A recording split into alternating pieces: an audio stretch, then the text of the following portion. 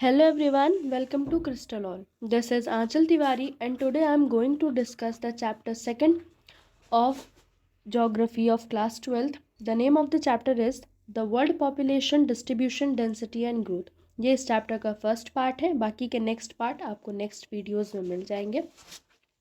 अगर आप डोमेन में ज्योग्राफी लिया है CUET डोमेन में और साथ ही साथ आप बोर्ड्स की प्रिपरेशन कर रहे हैं तो ये चैप्टर आपके लिए बहुत ज़्यादा हेल्पफुल है। तो चलिए स्टार्ट करते हैं। The people of a country are its real wealth. It is they who make use of the country's resources and decide its policies. यानी कि people जो हैं वो country के real wealth हैं, because people ही ऐसा resource है, population ही country का ऐसा resource है जो other resources का यूज़ करता है। यानी कि अगर people ही ना हो तो हम बाकी के other resource को हम यूज़ नहीं कर सकते। इसीलिए हम कहते हैं कि country को वहाँ के लोगों के द्वारा ही जाना जाता है। The world at the beginning of 21st century recorded the presence of over 6 billion population.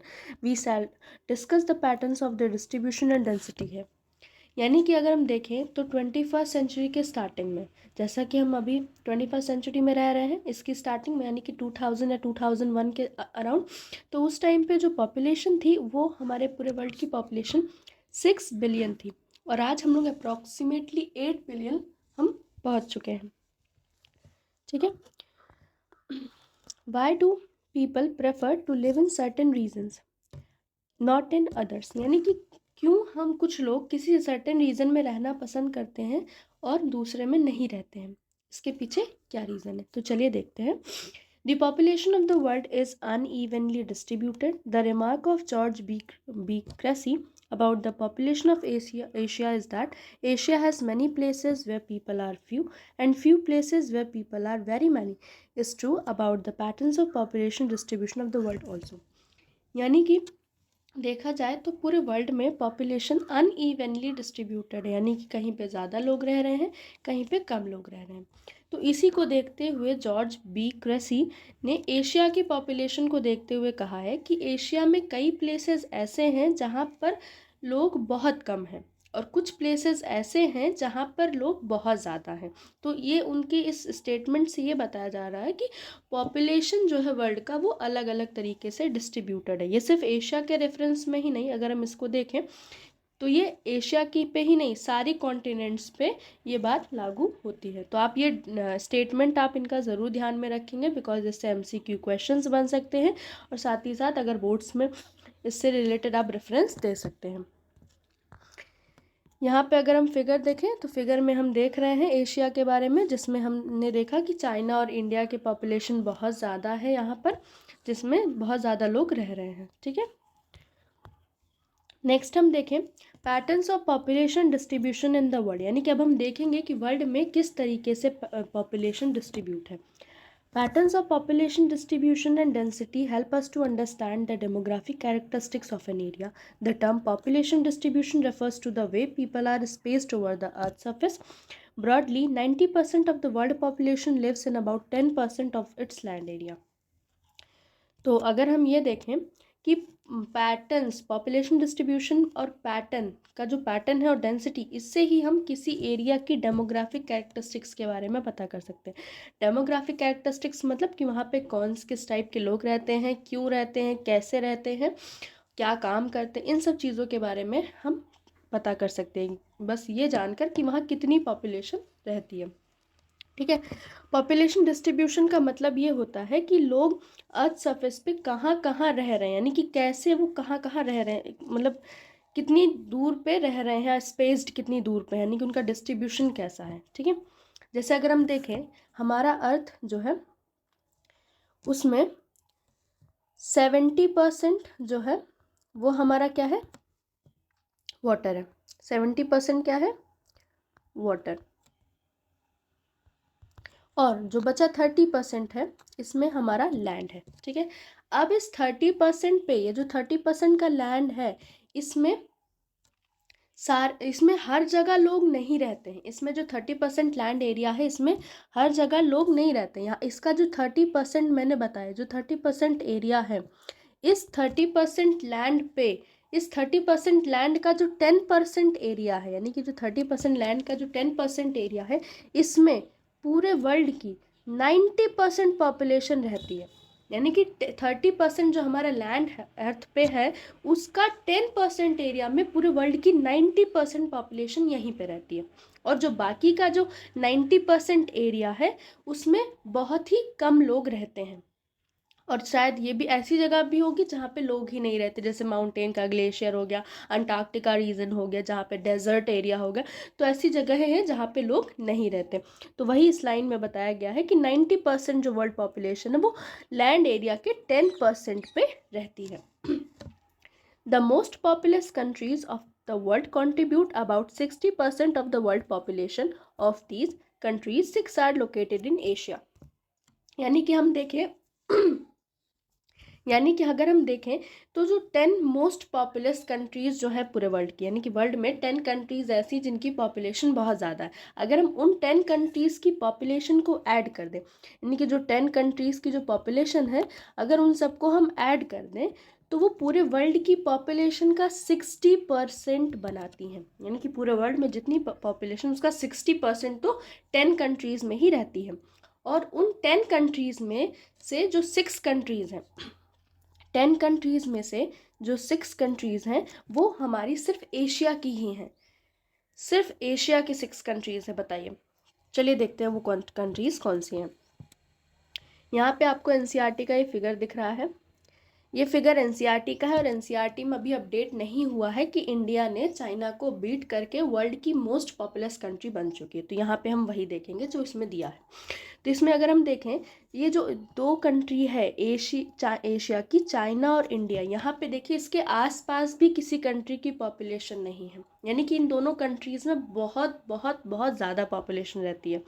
ठीक है, इसके बाद हम देखें सबसे पहले नंबर पे इंडिया है, फिर चाइना है, फिर हमारा USA, Indonesia, Brazil, Pakistan, Nigeria, Bangladesh, Russia and Mexico. ये 10 कंट्रीज़ ऐसी हैं जिसमें बहुत वर्ल्ड की 60% पॉपुलेशन इन्हीं 10 कंट्रीज़ में है। ठीक है, और अगर हम इन 10 कंट्रीज़ में देखें तो 6 कंट्रीज़ ऐसी हैं जो एशिया की हैं। वो 6 कंट्रीज़ कौन कौन सी हैं? China, India, Indonesia, Pakistan, Bangladesh and Russia.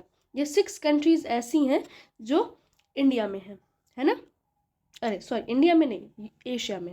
Okay, और यहाँ पे मैंने परसेंटेज वाइज भी आपको दिखा दिया है कि किस कंट्री में कितनी पॉपुलेशन किस परसेंटेज में है, तो आप इसको भी देख सकते हैं।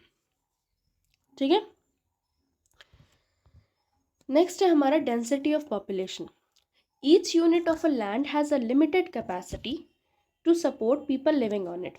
Hence, it is necessary to understand the ratio between the numbers of people to the size of land. This ratio is the density of population.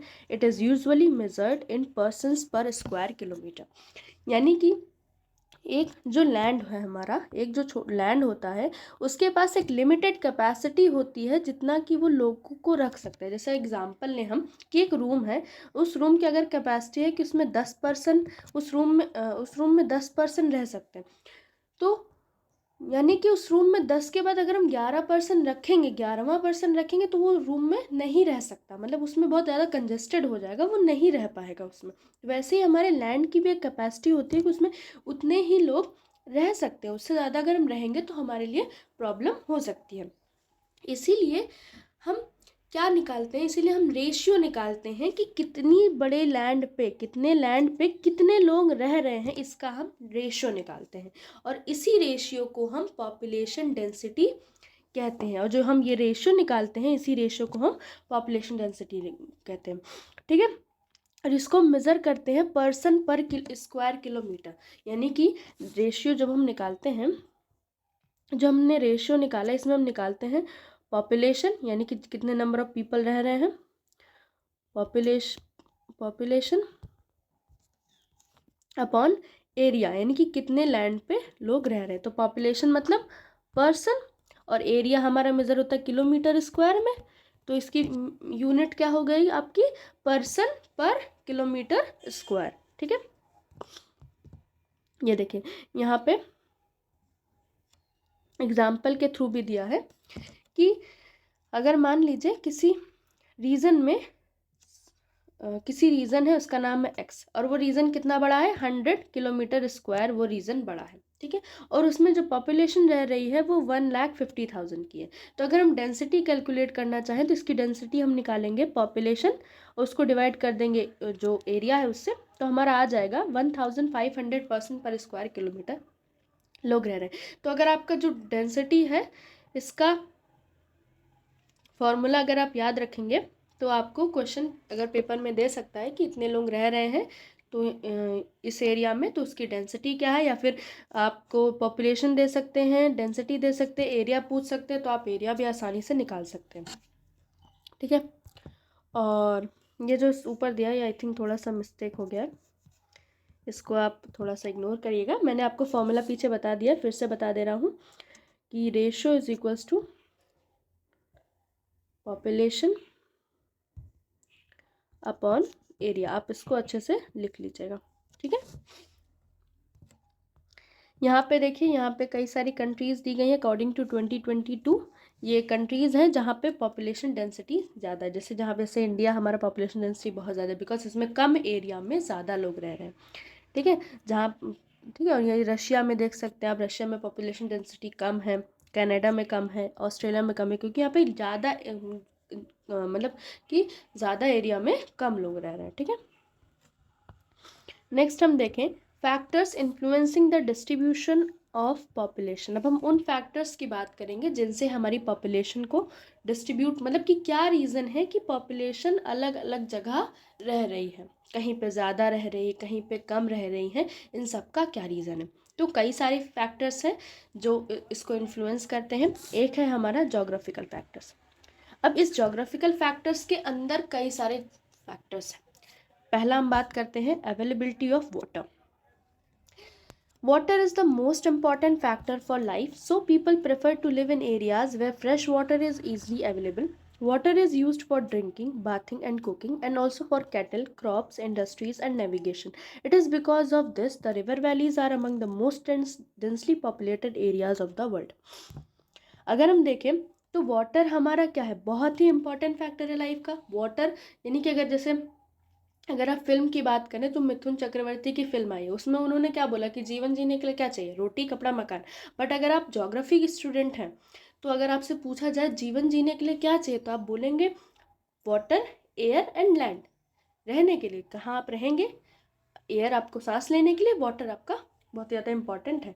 तो ये तीनों चीज़ें होंगी तभी आप रह सकते हैं। तो देखा जाए वाटर एक इम्पॉर्टेंट फैक्टर है हमारे लाइफ के लिए, ठीक है। तो लोग उन जगहों पे ज़्यादा रहना पसंद करते हैं जहाँ पे उनको ईजिली फ्रेश वाटर अवेलेबल हो। जहाँ पानी रहेगा आप तभी तभी वहाँ रहेंगे ना, जब पानी नहीं रहेगा तो आप कोई भी काम करना हो, कुछ नहीं कर पाएंगे, आप रह ही नहीं सकते हैं। तो जहाँ पानी आपको ईजिली अवेलेबल रहेगा आप वहीं जाकर रहना पसंद करेंगे, हर कोई वहीं रहता है। जैसे क्योंकि वाटर का यूज़ हम ड्रिंकिंग के लिए करते हैं, बाथिंग के लिए, कुकिंग के लिए, हर चीज़ के लिए हम वाटर का यूज़ करते हैं। उनको हम जानवरों को भी पिलाने के लिए करते हैं, क्रॉप्स के लिए करते हैं, इंडस्ट्रीज़ के लिए करते हैं, नेविगेशन, रास्ते देखने के लिए, या फिर उसके थ्रू ट्रांसपोर्टेशन करने के लिए भी हम वाटर का यूज़ करते हैं। तो अगर वाटर नहीं होगा तो ये सारे काम हम नहीं कर सकते हैं। तो इसलिए हम जहाँ वाटर नहीं होता वहाँ हम नहीं रह पाते। और यही सेम रीज़न है कि जो रिवर वैलीज़ हैं, यानी कि रिवर्स के आसपास बहुत ज़्यादा पॉपुलेशन रहती है, यानी मोस्ट ऑफ द पॉपुलेशन अगर हम देखें वर्ल्ड की कहाँ रहती है, तो ज़्यादातर पॉपुलेशन आपकी रिवर के अलॉन्ग ही रहती है। जहाँ पानी है या लेक्स हैं वहाँ पे रिवर बहुत ज़्यादा, वहाँ पे पॉपुलेशन बहुत ज़्यादा रहती है, ठीक है। जैसे अगर हम एग्जाम्पल लें तो इंडिया का जो गंगा यमुना का जो रीजन है ना, ये जो उत्तराखंड, यूपी, बिहार, वेस्ट बंगाल वाला जो एरिया है, यहाँ पर लोग बहुत ज़्यादा रहते हैं बिकॉज ये रिवर वैली है, यहाँ पे फर्टाइल प्लेन्स अवेलेबल है, यहाँ वाटर अवेलेबल है आपका, तो यहाँ पे लोग ज़्यादा रहते हैं, ठीक है। नेक्स्ट फैक्टर अगर हम बात करें अपना, वो है लैंडफॉर्म। मतलब कि मैंने बोला ना कि हम ज्योग्राफी वाले बच्चे क्या बोलते हैं कि जीवन जीने के लिए क्या, पानी, हवा और लैंड। तो लैंड भी बहुत ज़्यादा ज़रूरी है कि किस लैंड पे हम रह रहे हैं। People prefer living on flat plains and gentle slopes. This is because such areas favor crop production and building roads and industries. The mountainous and hilly areas under the development of transport networks and hence initially do not favor agriculture and industrial development.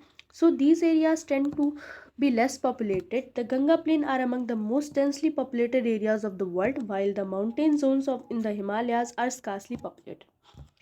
जैसा मैंने बताया कि लोग ऊबड़ खाबड़ area में तो रहेंगे नहीं कि चले गए भाई माउंटेन के एकदम टॉप पे जाके रह लिया, नहीं। तो लैंड हमारा डिसाइड करता है कि लोग कितना रहेंगे। जैसे अगर वो लैंड प्लेन एरिया है, उसका स्लोप जेंटल है, तो वहाँ पे लोग रहेंगे। क्यों? क्योंकि इन एरियाज़ में आप क्रॉप अच्छे से प्रोडक्शन कर सकते हो, रोड्स अच्छे से बना सकते हो, इंडस्ट्रीज सेटअप कर सकते हो, ठीक है। बट आप माउंटेन्स में, डेजर्ट एरियाज़ में, ग्लेशियर्स में, ऐसी ऐसी जगह पे ये सब चीज़ें आप नहीं कर सकते हो। जो माउंटेनस और जो हिली एरियाज़ होते हैं वहाँ पे वो डेवलपमेंट को रोकते हैं, बिकॉज वहाँ पे हम ट्रांसपोर्टेशन नेटवर्क अच्छे से नहीं कर सकते, वहाँ पे हम इंडस्ट्रीज़ नहीं सेटअप कर सकते, तो वो वहाँ पे हम एग्रीकल्चर नहीं कर सकते। तो वो सब चीज़ें माउंटेनस और जो हिली एरियाज़ होते हैं वो इन सब चीज़ों को रोकती हैं, इसलिए इन एरियाज़ में बहुत ही कम लोग रहते हैं, ठीक है। बट जो फर्टाइल प्लेन वाले जो एरियाज़ होते हैं वहाँ पर ज़्यादा लोग रहते हैं, क्योंकि वहाँ पे आपका अच्छे से प्लेन एरियाज़ होता है, वहाँ पे आप आसानी से रोड्स बना सकते हैं, आसानी से रेलवे नेटवर्क इस्टेब्लिश कर सकते हैं, वहाँ पे आप इंडस्ट्रीज़ अच्छे से लगा सकते हैं, घर बना के रह सकते हैं, एग्रीकल्चर कर सकते हैं। तो वो एरियाज़ बहुत ज़्यादा पॉपुलेटेड हो जाते हैं। तो जैसे मैंने बताया कि गंगा प्लेन जो है मोस्ट डेंसली पॉपुलेटेड है। क्यों? क्योंकि एक तो यहाँ पे रिवर भी है, वाटर भी है, और साथ ही साथ ये प्लेन एरिया है। यहाँ पे जो प्लेन एरिया है इसके कारण यहाँ पे एग्रीकल्चर अच्छे से होता है, यहाँ पे फर्टाइल लैंड पाई जाती है, तो लोग अच्छे से खेती कर लेते हैं, और यहाँ पे ट्रांसपोर्टेशन और इंडस्ट्रीज़ लगाना भी आसान होता है, इसलिए यहाँ पे लोग रहते हैं। और जो माउंटेनस जोन है जैसे कि हिमालय, यहाँ पे बहुत ही कम लोग रहते हैं, बिकॉज एक तो हिली एरियाज़ है, ठीक है, ऊपर से यहाँ पे क्या है, अच्छा आसानी से हम कुछ भी कंस्ट्रक्ट नहीं कर सकते हैं, इसलिए यहाँ पे लोग कम रहते हैं। नेक्स्ट हमारा जोग्राफिकल फैक्टर है क्लाइमेट, यानी कि क्लाइमेट भी डिसाइड करता है कि लोग कहाँ कैसे रहेंगे। An extreme climate such as very hot और cold desert is uncomfortable for human habitation. Areas with a comfortable climate with little seasonal variation attract more people. Areas with heavy rainfall or extreme and harsh climates have low populations. Mediterranean region were inhabited from early periods in history due to their pleasant climate. अगर हम बात करें तो next हमारा factor है climate. Climate भी decide करता है कि कैसे लोग रहेंगे, बिकॉज क्लाइमेट अगर बहुत ज़्यादा गर्म है, बहुत ज़्यादा ठंडा है, तो हम नहीं रह सकते वहाँ पे। इतनी ठंडी में कौन रहेगा, इतनी ज़्यादा गर्मी में कौन रहेगा। तो हमें ऐसा क्लाइमेट चाहिए होगा जो क्या हो, वहाँ पे सीजनल वेरिएशन ज़्यादा ना हो, यानी कि वहाँ बहुत ज़्यादा गर्मी ना पड़े, वहाँ बहुत ज़्यादा ठंडी ना पड़े, वो एक कंफर्टेबल क्लाइमेट हो जिसमें हम रह सकें। तो ऐसी जगहों पर ज़्यादा लोग रहते हैं। या फिर ऐसे एरिया हो जहाँ पे बहुत ज़्यादा बारिश ही हो रही है, बहुत ज़्यादा मान लो बर्फ़ पड़ रही है, बहुत ज़्यादा गर्मी हो रही है, तो वहाँ पे लोग बहुत ही कम रहेंगे, ठीक है। इसीलिए कुछ रीजंस ऐसे हैं, जैसे कि हमारा मेडिटेरेनियन रीजन जो यूरोप और अफ्रीका के बीच में एक सी है, मेडिटेरियन सी, वहाँ के आसपास की जितनी कंट्रीज़ हैं वहाँ पे बहुत ज़्यादा लोग अर्ली पीरियड से ही रहते हैं, बिकॉज वहाँ का क्लाइमेट बहुत ही ज़्यादा प्लीजेंट है। तो हम ये कह सकते हैं कि जहाँ का क्लाइमेट अच्छा रहेगा, कंफर्टेबल रहेगा, वहाँ पे ह्यूमन रहेंगे, पर जहाँ पे हार्श क्लाइमेट होगा वहाँ पे पॉपुलेशन नहीं रहेगी। नेक्स्ट है हमारा soil. Fertile soils are important for agriculture and allied activities. Therefore, areas which have fertile loamy soils have more people living on them, as these can support intensive agriculture. Soil भी एक हमारा important geographical factor होता है जो जिस पे population depend करती है। जहाँ पे फर्टाइल सॉइल्स होंगी वहाँ पे एग्रीकल्चर अच्छे से हो जाएगा। एग्रीकल्चर अलाइड एक्टिविटीज़ मतलब जो एग्रीकल्चर से रिलेटेड एक्टिविटीज़ होती हैं, जैसे कि आपका एनिमल हस्बेंड्री हो गया, एनिमल की रेयरिंग हो गया, या फिशिंग हो गया, इन सब टाइप की जो एक्टिविटीज़ होती है वो एग्रीकल्चर अलाइड एक्टिविटीज़ में आता है, ठीक है। तो फर्टाइल सॉइल्स जहाँ पे होंगी वहाँ पे हम अच्छे से एग्रीकल्चर कर सकते हैं, क्रॉप्स को आसानी से ग्रो कर सकते हैं, ठीक है, क्योंकि फर्टाइल सॉइल में ही क्रॉप्स अच्छे से ग्रो होती है। तो इसके कारण अब एग्रीकल्चर है, आपको खाने को मिलेगा, यानी कि आप अच्छे से गेहूँ चावल दाल जो भी है आप उगा सकते हैं, यानी कि आपको खाने की दिक्कत नहीं होगी। तो इससे क्या होगा, तो जहाँ पे आप एग्रीकल्चर अच्छे से कर लेते हैं वहाँ पे लोग ज़्यादा रहते हैं। बट जैसे भी डेजर्ट एरियाज़ ले लीजिए, डेजर्ट एरियाज़ में तो आप एग्रीकल्चर नहीं कर सकते, तो वहाँ पे ज़्यादा लोग नहीं रहते हैं, वहाँ पे कम लोग रहते हैं। ठीक है, तो ये हमारे जोग्राफिकल फैक्टर्स थे जो डिटरमाइन करते हैं कि पॉपुलेशन रहेगी या नहीं। पहला कौन सा था हमारा? पहला था हमारा वाटर, दूसरा है हमारा लैंडफॉर्म, क्लाइमेट एंड सॉइल। ये सारे फैक्टर्स ऐसे थे जो हमारे जोग्राफिकल फैक्टर्स थे जो ये बताते हैं कि लोग कहाँ कहाँ रहेंगे। नेक्स्ट है हमारा इकोनॉमिक फैक्टर्स। अब हम बात करेंगे इकोनॉमिक फैक्टर्स के बारे में। इकोनॉमिक फैक्टर्स भी ऐसा है जो डिटरमाइन करता है कि लोग कहाँ रहेंगे। इसमें पहला हमारा इकोनॉमिक फैक्टर है minerals. Areas with mineral deposits attract industries. Mining and industrial activities generate employment. So skilled and semi-skilled workers move to these areas and make them densely populated. Katanga, Zambia copper belt in Africa is one such good example. अगर हम बात करें minerals, तो minerals जहाँ पर पाए जाते हैं, यानी कि उन एरियाज़ में जहाँ मिनरल का डिपॉजिट रहता है, वहाँ पे क्या होगा? इंडस्ट्रीज़ आएंगी उनको निकालने के लिए, उनसे चीज़ें बनाने के लिए। तो वहाँ पे क्या होगा? इंडस्ट्रीज़ अपना इस्टेब्लिश होंगी, और जब इंडस्ट्रीज़ इस्टेब्लिश होंगी तो कई सारे काम करने होंगे, जैसे कि माइनिंग हो गया, इंडस्ट्रियल एक्टिविटीज़ हो गया। अब इनसे क्या होगा? एम्प्लॉयमेंट जनरेट होगा, मतलब इन काम को करने के लिए लोग भी तो चाहिए होंगे। ऐसा तो है नहीं कि सब एक अकेला पर्सन कर लेगा, नहीं। तो इंडस्ट्रीज इस्टेब्लिश होंगी, फिर उससे रिलेटेड जो एक्टिविटीज़ हैं उनको करने के लिए लोग चाहिए होंगे, यानी कि एम्प्लॉयमेंट जनरेट होगा। अब जब एम्प्लॉयमेंट जनरेट होगा, लोग यहाँ आके काम करेंगे, काम करने के लिए यहाँ आएंगे, तो यहाँ रहेंगे तो ये एरिया क्या हो जाएगा? डेंसली पॉपुलेटेड हो जाएगा। तो यानी कि हम ये कह सकते हैं कि जहाँ पे इकोनॉमिक जैसे कि मिनरल्स पाए जाते हैं, वहाँ पर लोग ज़्यादा रहते हैं। जैसे हमारा देखा जाए जो छोटा नागपुर प्लेट्यू में जो जमशेदपुर है, टाटा आयरन एंड स्टील, वहाँ पे देखिए, वहाँ की पॉपुलेशन इसी वजह से, क्योंकि वहाँ पे इंडस्ट्रीज़ है, वहाँ पे एम्प्लॉयमेंट जनरेट हुआ, लोग वहाँ आकर जो है काम करने लगे, काम करते करते धीरे धीरे वहीं पे बसने लगे, और आज वहीं पे लोग रह रहे हैं, पूरा बस रहे हैं सब लोग। ऐसे ही जो अफ्रीका में जो कटंगा जाम्बिया कॉपर बेल्ट है, जहाँ पे कॉपर ज़्यादा पाया जाता है, तो यहाँ पे कॉपर के इंडस्ट्रीज़ लगी, यहाँ पे एम्प्लॉयमेंट जनरेट हुआ, लोग आके यहाँ काम करने लगे, काम करते करते यहाँ पे रहने भी लगे, और ये एरिया क्या हो गया? बहुत ज़्यादा पॉपुलेटेड एरिया हो गया।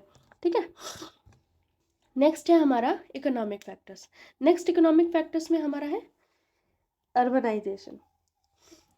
इसमें क्या है? Cities offer better employment and opportunities, educational and medicinal facilities and better means of transport and communication, good civic amenities and the attraction of city life draw people to the cities. It leads to rural to urban migration and cities grow in size. Mega cities or the world to continue to attract large number of migrants every year.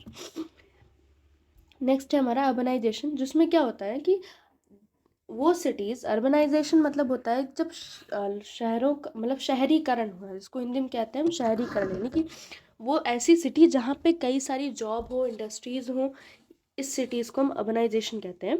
तो यहाँ पे क्या होता है? Urbanisation में जो cities होती हैं, वहाँ पे एम्प्लॉयमेंट अपॉर्चुनिटी होती है, आपको अच्छी जॉब मिलती है, वहाँ पे एजुकेशनल और मेडिसिनल फैसिलिटीज़ भी बेटर होता है, क्योंकि गांव में वो सारी चीज़ें नहीं मिलेंगी, बट आप शहर में जाएंगे तो शहर में आपका सारी चीज़ें होंगी ना, आपको एजुकेशन अच्छा मिलेगा, हॉस्पिटल्स होंगे वहाँ पे आपके लिए जॉब होगी, वहाँ पे एम्प्लॉयमेंट आपको मिलेगा, वहाँ पे सड़क या ट्रांसपोर्टेशन सिस्टम अच्छा होगा। गांव में तो उतना अच्छा नहीं रहता है। फिर कम्युनिकेशन सिस्टम आपका बढ़िया होगा। गांव में देखो तो नेटवर्क ही नहीं आता है आजकल तो फ़ोन के लिए, बट शहर में ऐसी कोई प्रॉब्लम नहीं होती, शहर में सारी चीज़ें आपको प्रोवाइड होती है। ठीक है, आपको अच्छी चीज़ें, सारी भी चीज़ें जो आपको बेसिक नीड्स होती हैं, एम्प्लॉयमेंट, एजुकेशन, मेडिसिन, हॉस्पिटल, से सारी चीज़ें आपको शहर में मिल जाती हैं। इसलिए लोगों को शहर ज़्यादा अट्रैक्ट करता है, यानी कि सब लोग शहर में जाके रहना चाहते हैं, जो अच्छी अच्छी सिटीज़ हैं वहाँ रहना चाहते हैं। जैसे अभी प्रेजेंट में इंडिया में देखो आप, तो लोग दिल्ली जाना चाहते हैं, लोग मुंबई जाना चाहते हैं, लोग बेंगलुरु जाना चाहते हैं, यहाँ पे जाना चाहते हैं। क्यों? क्योंकि यहाँ पे जॉब अच्छी मिलेगी उनको, यहाँ पे अच्छा सा सारी चीज़ें मिलेंगी जो उनको चाहिए होगा। इससे क्या होता है? गांव से लोग शहर में जाना शुरू कर देते हैं, रूरल टू अर्बन माइग्रेशन शुरू हो जाता है, और धीरे धीरे शहर क्या होने लगते हैं? बढ़ने लगते हैं, क्योंकि लोग ज़्यादा रहेंगे तो सिटी क्या होगी? ग्रो करेगी। इसलिए जो मेगा सिटीज़ होती हैं जो वर्ल्ड की, वहाँ पर ज़्यादा लोग रहते हैं, वहाँ पे हर साल लार्ज नंबर ऑफ पीपल वहाँ पे जाते हैं in search of livelihood, in search of job या फिर एजुकेशन या मेडिकल फैसिलिटीज़ के लिए लोग जाते हैं। जैसे अभी हम बात करें कोटा का, कोटा के जो शहर है देखिए आपका किस लिए है, ये एजुकेशन का हब है कहा जाता है। जो जेई नीट की तैयारी करने वाले बच्चे सब यहाँ हर साल जाते हैं। क्यों जाते हैं? बिकॉज यहाँ पे हमारा एजुकेशनल फैसिलिटीज़ अच्छी है। ठीक है, नेक्स्ट हम बात करते हैं इंडस्ट्रियलाइजेशन की। इंडस्ट्रियलाइजेशन मतलब कि जहाँ पे ढेर सारी इंडस्ट्रीज एस्टैब्लिश हो। Industrial belts provide job opportunities and attract large number of people. These include not just factory workers but also transport operators, shopkeepers, bank employees, doctors, teachers and other service providers. The Kobe Osaka region of Japan is thickly populated because of the presence of a number of industries.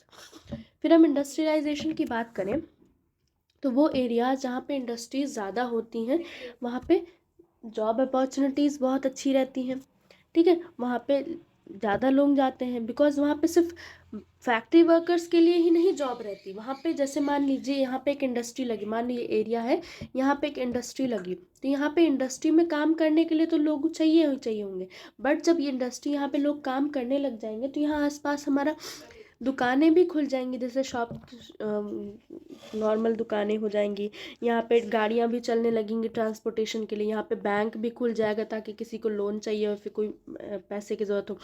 यहाँ पे doctor की भी दुकान खुल जाएगी ताकि लोग को अगर बीमार पड़ेंगे तो वहाँ पे दिखाने आए। यहाँ पे स्कूल भी खुल जाएगा कि अगर इनके बच्चे साथ में रह रहे हैं तो वो स्कूल जाके उसमें पढ़ सकें। तो सारी चीज़ें यहाँ पे खुलने लगेंगी। तो एक इंडस्ट्री से देखिए पूरा का पूरा आपका शहर इस्टेब्लिश हो गया। तो इससे ये हम कह सकते हैं कि जहाँ पे इंडस्ट्री होती है वहाँ पे जॉब अपॉर्चुनिटीज़ बेटर होती है, वहाँ पे लार्ज नंबर ऑफ पीपल आते हैं जिसके कारण धीरे धीरे कई सारी जॉब्स जनरेट होती हैं। वहाँ पे लोग काम करने लग जाते हैं, वहीं पे रहने लग जाते हैं और इस वजह से वो रीजन क्या हो गया, थिकली पॉपुलेटेड हो गया। ऐसे हम एग्जाम्पल लें तो जो जापान का जो कोबे ओसाका रीजन है यहाँ पे इसी वजह से ये रीजन थिकली पॉपुलेटेड है बिकॉज यहाँ पे कई सारी इंडस्ट्रीज़ हैं और इस वजह से लोग यहाँ काम करने के लिए यहाँ रहने आने लगे। तो अगर हम बात करें इकोनॉमिक फैक्टर्स की तो 3 इकोनॉमिक फैक्टर्स थे, एक हमारा मिनरल, दूसरा अर्बनाइजेशन और तीसरा हमारा इंडस्ट्रियलाइजेशन। अब हम बात करते हैं नेक्स्ट फैक्टर्स की। तीसरा हमारा फैक्टर है, तीसरा और आखिरी फैक्टर है social and cultural factors. Some peoples attract more people because they have religious or cultural significance. In the same way, people tend to move away from place to place where there is a social and political unrest. Many times, a government offer incentives to people to live in sparsely populated areas or move away from overcrowded places. यानी कि कुछ हमारे social culture factors भी होते हैं जो attract करते हैं लोगों को ताकि लोग वहाँ पे आए। जैसे मान लीजिए कि इस ये रीज़न है यहाँ पे बहुत ज़्यादा डिस्टर्बेंस है, जैसे यहाँ पे बहुत ज़्यादा लड़ाई होती है, इस रीज़न में बहुत ज़्यादा कह सकते हैं कि अच्छे से लोग नहीं रहते हैं यहाँ पे। कुछ भी कह लीजिए, यहाँ पे जैसे मान लीजिए नक्सलाइट है, यहाँ पे बहुत ज़्यादा दिक्कत होता है इस रीज़न में, तो यहाँ लोग नहीं रहेंगे बिकॉज यहाँ का इन्वायरमेंट या माहौल नहीं ठीक है। यहाँ पे मान लीजिए बहुत ज़्यादा शराब की दुकानें हैं, मेडिकल शॉप नहीं है, तो यहाँ पे लोग उतने ज़्यादा नहीं रहेंगे। तो क्या हो जाएंगे, वो माइग्रेट कर जाएंगे उस एरिया में जहाँ का सोशल कल्चर बिहेवियर बहुत ज़्यादा अच्छे होंगे, जहाँ लोग अच्छे होंगे, वहाँ पर अच्छी चीज़ें होंगी, तो वहाँ पर माइग्रेट कर जाएंगे। कुछ फैक्टर्स ऐसे होते जैसे मान लीजिए ये एरियाज़ है यहाँ पे बहुत ही कम लोग रहते थे। ठीक है, फिर गवर्नमेंट ने क्या किया, यहाँ पे इंसेंटिव देना शुरू किया कि यहाँ पे अगर कोई रहेगा तो उसको हम, अगर वो यहाँ पे रहेगा काम करेगा तो हम इतना % डिस्काउंट देंगे या इतना हम उसको सब्सिडी देंगे कि वो यहाँ रह सके। तो क्या होगा, लोग यहाँ आके रहने लगेंगे। तो कई सारी चीज़ें होती हैं, हमारा आसपास का नेचर होता है जो हमें ये डिसाइड करता है कि हम कहाँ पे रह रहे हैं। तो जहाँ पे गवर्नमेंट की पॉलिसीज़ अच्छी हों, जहाँ पे हमारा इन्वायरमेंट सही हो, वहाँ पे लोग ज़्यादातर रहते हैं। जैसे रिलीजियस और कल्चर जो सिग्निफिकेंस है, जैसे मान लीजिए जैसे वाराणसी ले लीजिए, वाराणसी में क्या है, यहाँ पे भगवान शिव का है, मथुरा यहाँ पे हमारा कृष्ण जी का है, अयोध्या राम जी का है। तो क्या कहेंगे, लोग सोचेंगे कि ऐसी जगह जहाँ पे रहें जहाँ पे रिलीजियस प्लेसेस हो या कल्चर इंपॉर्टेंस हो जहाँ पे, तो वहाँ जाके लोग रहना ज़्यादा पसंद करते हैं। तो सारी चीज़ें हैं जिसके वजह से पॉपुलेशन थिकली पॉपुलेटेड होती है। ये हमारा इस पार्ट में इतना ही था। नेक्स्ट पार्ट आपका नेक्स्ट वीडियोस में आ जाएगा, आप उसको प्लीज़ देखिएगा। साथ ही साथ अगर आपको कोई भी डाउट हो तो आप हमारे व्हाट्सएप नंबर पे मैसेज कर सकते हैं और हमारे टेलीग्राम चैनल को आप ज्वाइन कर सकते हैं। And thank you for study, that's all for today, bye.